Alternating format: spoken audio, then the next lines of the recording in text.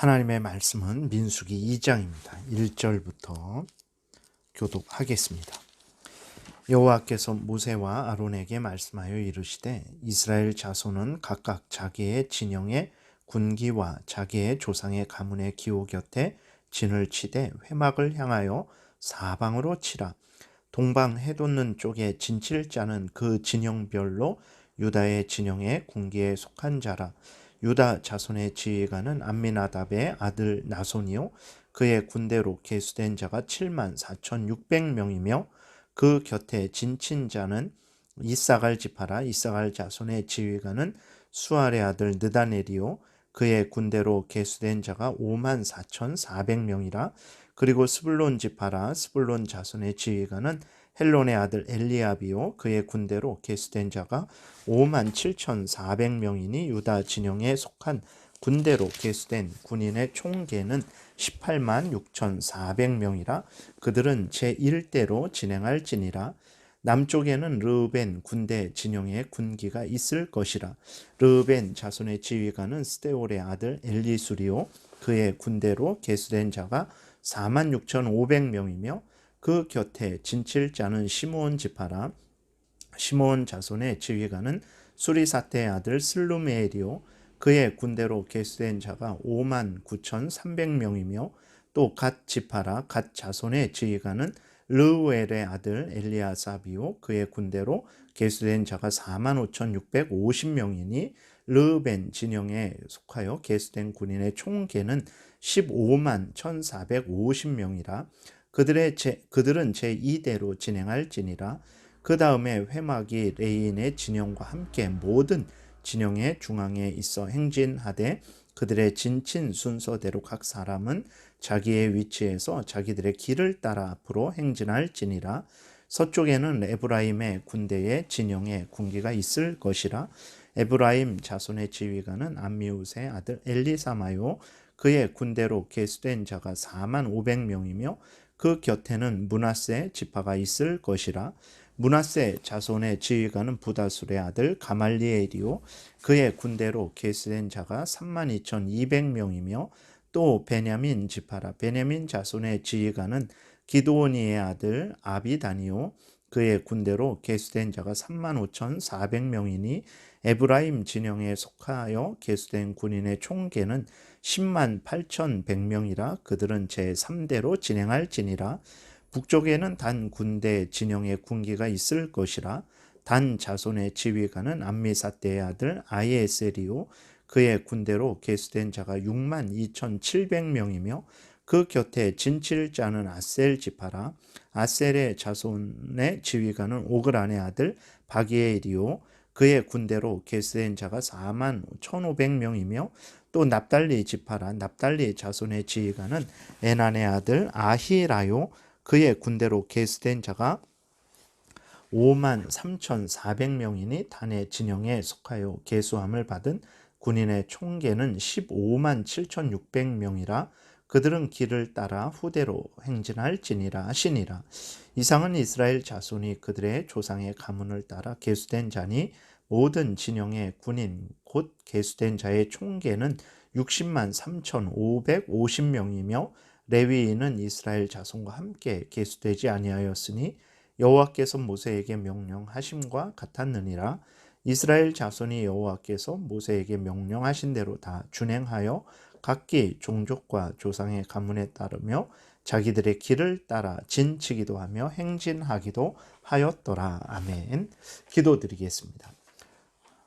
살아계신 하나님 아버지 감사합니다. 이 시간에 하나님의 말씀을 전하고 듣습니다. 성령께서 역사하셔서 우리들을 향한 하나님의 뜻을 잘 깨달아 알게 도우시고 하나님이 성경에서 알려주시는 대로 또 잘 믿고 따르게 도우소서. 감사드리고 예수 그리스도의 이름으로 기도드렸습니다. 아멘. 오늘 본문에서는 이제 성막을 중심으로 해서 이스라엘 군대가 질서 있게 배치되는 명령이 기록되어 있습니다. 성막을 중심으로 해서 동편에는 유다, 이사갈, 스불론이 위치하고 남편에는 르우벤, 시므온, 갓, 그리고 서편에는 에브라임, 므낫세, 베냐민, 북편에는 단, 아셀, 납달리가 위치해 있도록 하나님께서 명령을 하셨습니다. 여기에 보게 되면 이제 유다 지파가 제1대의 우두머리죠. 그리고 제1대가 전쟁에서 항상 먼저 나가죠. 그랬을 때 유다 지파가 전체에 또 우두머리로 세워지는 것을 우리는 또 확인하게 됩니다. 이렇게 유다 지파가 제1대의 우두머리, 전체의 우두머리가 되는 것은 하나님께서 창세기 48장에서 말씀하신 대로 유다 지파를 통해서 구원자 예수 그리스도가 나게 하실 것이기 때문에 하나님께서 유다 지파를 특별하게 대우하시는 거죠. 48장에서 야곱이 이렇게 예언한 대로 형제들이 유다에게 절하고 유다를 찬양하는 그러한 말씀대로 유다 지파를 가장 높이 세우시는 것입니다. 그 다음에 하나님은 성막을 중심으로 동서남북에 각 세 지파씩 배치하셨어요. 그리고 그 세 지파가 어느 지파인지도 하나님께서 결정하셨습니다. 그리고 세 지파 중 머리가 되는 지파도 하나님께서 결정을 하셨어요. 그래서 이 모든 것들은 하나님의 뜻대로 되어진 것이죠. 성막을 중심으로 세 지파씩 동서남북으로 배치된 것도 하나님의 뜻입니다. 세 지파씩 묶으실 때에 우두머리를 유다 지파, 또 르벤 지파, 에브라임 지파, 단 지파가 되게 하신 것도 하나님의 뜻입니다. 모든 것이 하나님의 뜻대로 되어진 것이죠. 이스라엘 백성들이 할 일은 하나님이 이렇게 뜻대로 정하신 것에 대해서 철저하게 순종하는 것이죠. 오늘날 이러한 삶의 방식, 즉 하나님의 뜻대로 전적으로 순종하는 것, 이것은 일반 사람들이 제일 싫어하는 삶의 방식이죠. 어떤 권위에 얽매이는 것을 싫어합니다. 하나님이 참된 신일지라도 신이 시키는 대로 살아가는 것은 인간을 모독하는 것이고 인간을 착취하는 것이다 라는 그러한 생각을 합니다. 그래서 대부분의 그러한 세상에 속한 불신 세상에 속한 사람들은 그 어떤 권위에도 얽매이지 않고 자기 마음대로 결정하고 자기 마음대로 살아가는 것을 추구하고 그것을 복된 인생이라고 주장을 하죠. 그러나 여러분 절대 그렇지 않다라는 것을 우리가 기억해야 됩니다. 왜 그렇습니까? 우리 인간은 하나님의 피조물입니다. 그러니까 처음부터 하나님께서 인간을 만드실 때 인간으로 하여금 하나님께 순종하도록 만드셨다라는 것을 우리가 잊지 말아야 되는 것입니다. 그렇기 때문에 하나님께 순종하는 것은 인간의 본분을 행하는 것입니다.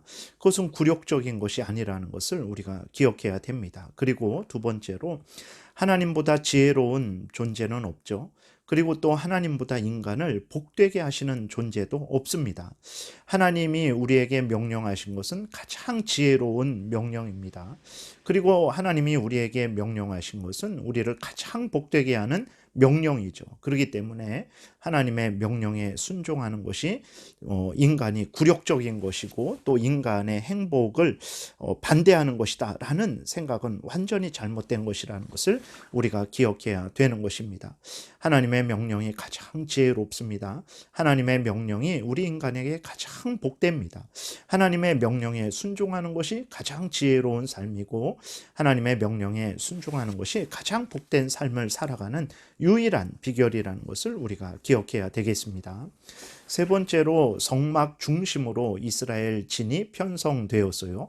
성막 중심이라는 것은 무엇을 의미하는 것입니까? 그 성막은 하나님이 이스라엘 백성들 가운데 임재하신다라는 것을 나타내는 거죠. 하나님이 이스라엘 백성들과 함께 하신다라는 것을 나타내는 거예요. 그렇기 때문에 성막 중심이라는 것은 하나님 중심을 의미하는 거죠. 하나님 중심은 하나님의 말씀 중심을 의미하는 것입니다. 이스라엘 백성들로 하여금 성막 중심으로 진을 편성한 것은 이스라엘 백성들로 하여금 하나님 중심, 하나님의 말씀 중심으로 살게 하시려는 하나님의 뜻이 드러난 것이죠.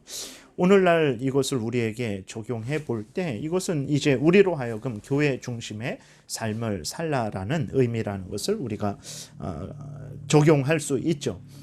그런데 이때 교회 중심이라는 것은 무슨 의미이겠습니까? 교회 중심이라고 할 때 우리가 조심해야 될 것은 건물 중심은 아니라는 것입니다. 오늘날 많은 그리스도인들이 오해하고 있는 것 중에 하나가 예배당, 교회당을 교회로 여기는 일이 있다라는 거예요. 물론 이 땅에 유형 교회의 조건으로는 예배당, 교회당도 필수적으로 있어야 됩니다. 그럴지라도 예배당은 교회가 아님을 늘 인식해야 됩니다. 예배당은 교회라는 의미의 그 의미를 전체적으로 드러내지는 못하죠.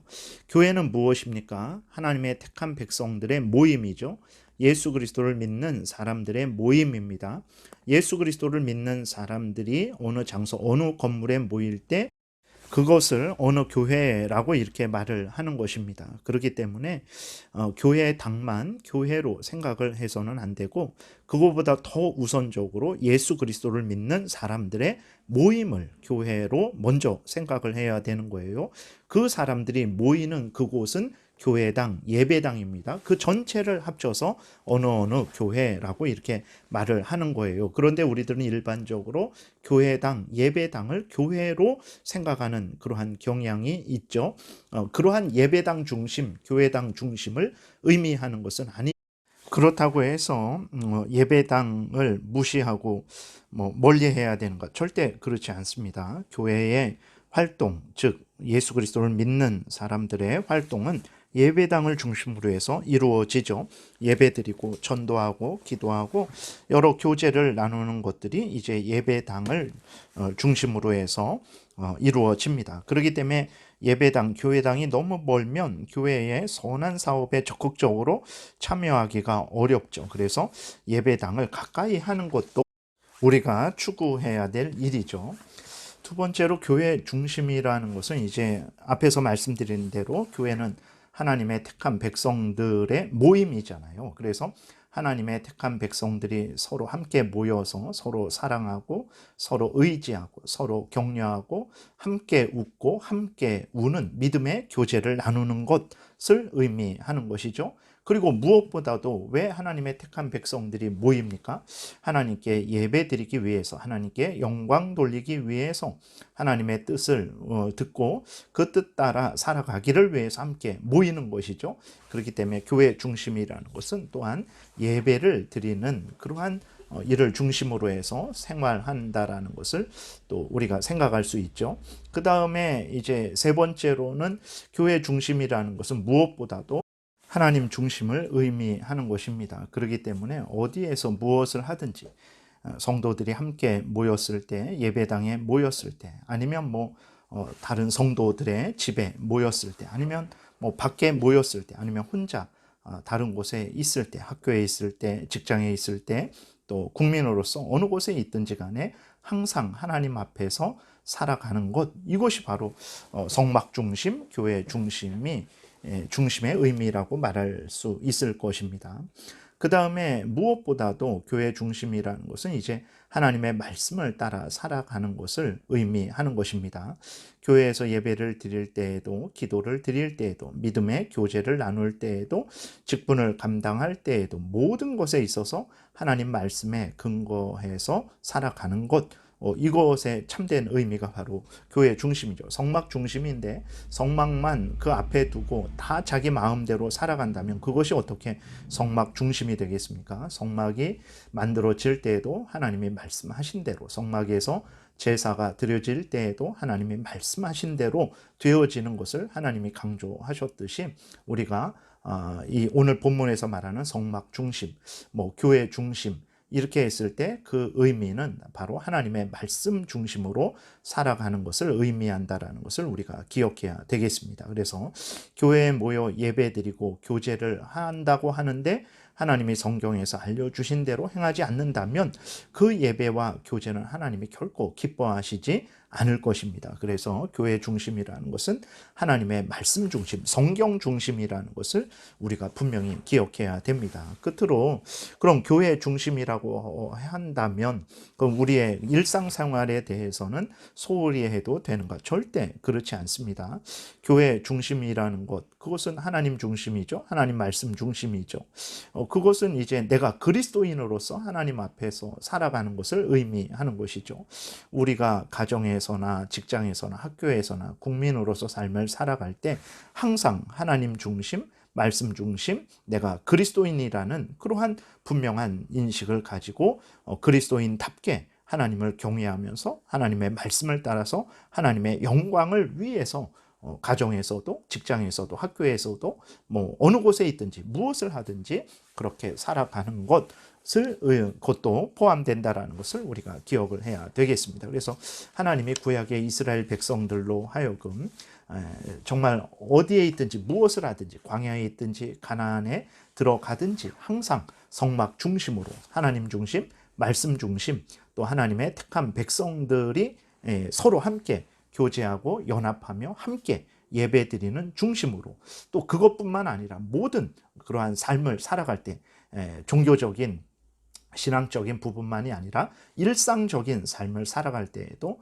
하나님 앞에서 하나님 중심으로 말씀을 따라서 또 그리스도인으로서 살아가는 것을 요구하셨던 거예요.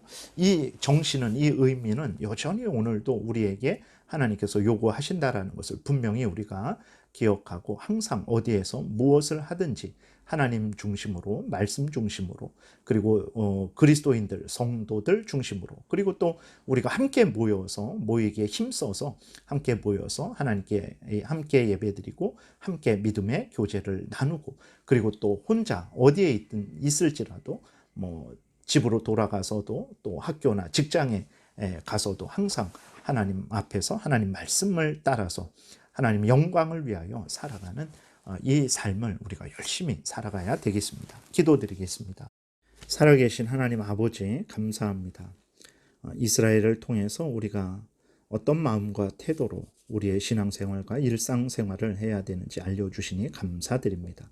어느 곳에 있든지 무엇을 하든지 하나님 중심, 말씀 중심, 또 그리스도인이라는 그 생각을 잊지 말고 또 성도들끼리 서로 사랑하는 가운데 또 함께 주일에 열심히 모여서 하나님께 예배드리고 믿음의 교제를 나누고 항상 범사에 하나님을 인정하고 하나님의 영광을 위하여 살아가는 우리 모두가 되게 도와주옵소서. 감사드리고 예수 그리스도의 이름으로 기도드렸습니다. 아멘.